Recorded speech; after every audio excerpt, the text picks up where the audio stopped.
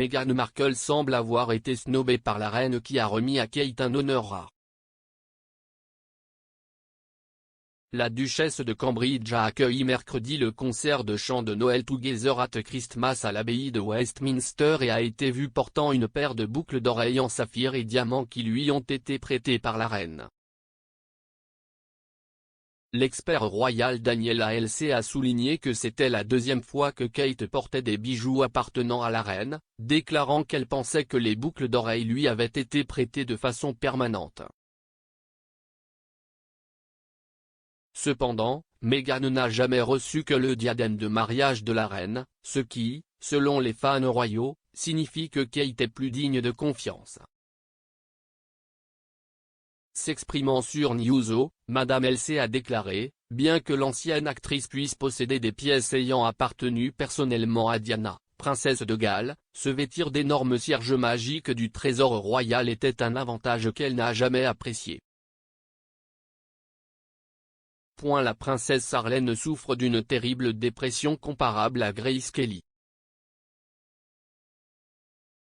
La crise de santé actuelle de la princesse Harlene a été comparée à celle de sa défunte belle-mère, Grace Kelly, en raison de la terrible dépression que partagent les deux membres de la famille royale, a affirmé un expert. La princesse de Monaco, 43 ans, est rentrée à Monaco le 8 novembre après avoir passé 6 mois en Afrique du Sud en raison d'une grave infection des oreilles, du nez et de la gorge. Cependant, au retour de la princesse monégasque, elle a été forcée d'annuler les apparitions publiques car le prince Albert a décrit l'état de sa femme comme débordé et ne pouvait pas faire face aux fonctions officielles, à la vie en général ou même à la vie de famille. Les futurs monarques d'Europe en images. Plusieurs monarchies établies sont en place à travers le monde, et beaucoup se trouvent en Europe. Ici au Royaume-Uni, le prince Charles est l'héritier présomptif du trône et ce depuis près de 70 ans.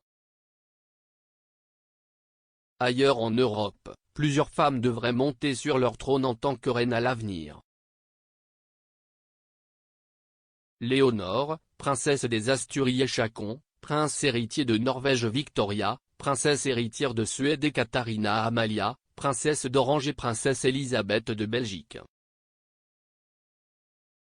La reine Shout of Joy se prépare pour Noël alors que les projets de vacances du monarque sont dévoilés.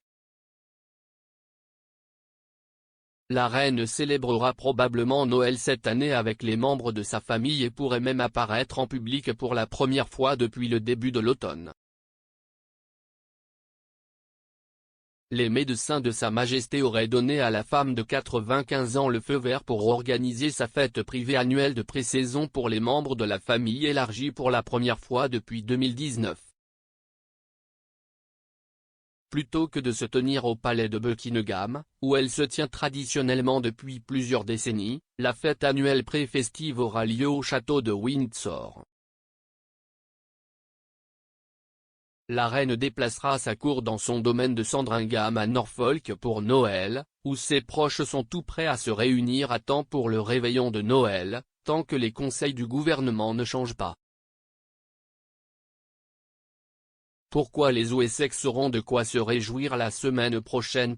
James, le vicomte Severn fêtera son anniversaire le vendredi 17 décembre prochain.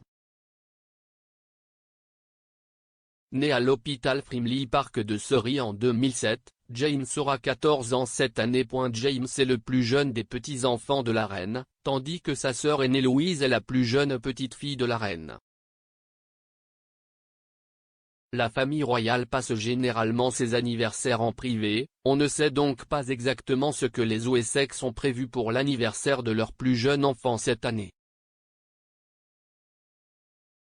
Mais l'anniversaire de James tombe le vendredi. De nombreuses écoles à travers le pays se séparent pour Noël. Ainsi, Sophie et Edward pourraient avoir une soirée amusante de célébration prévue pour leur fils. Le prince William et Britney Spears ont eu une cyber-relation secrète. Mais avant que William et Kate ne deviennent un objet, le jeune prince aurait parlé en ligne avec la pop star Madame Spears. Monsieur Anderson a affirmé dans son nouveau livre Brother and Wives, Inside the Private Lives of William, Kate, Harry and Meghan que le duc de Cambridge avait autrefois eu une cyber-relation. Monsieur Anderson a déclaré à US Weekly, le prince William et Madame Spears ont essayé de se remettre ensemble quand ils étaient jeunes. Il a ensuite ajouté, il avait également une sorte de cyber-relation similaire avec Lorraine Bush, le modèle et la nièce du président, George W.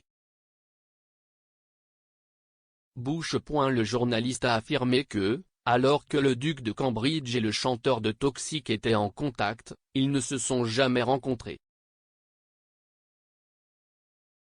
Monsieur Anderson a ajouté, il y a peut-être eu des conversations téléphoniques, mais je ne me souviens pas qu'il ait jamais réussi à se réunir pendant cette période. Dans une interview accordée à ITV en 2002, Madame Spears a confirmé qu'elle avait échangé des courriels avec William.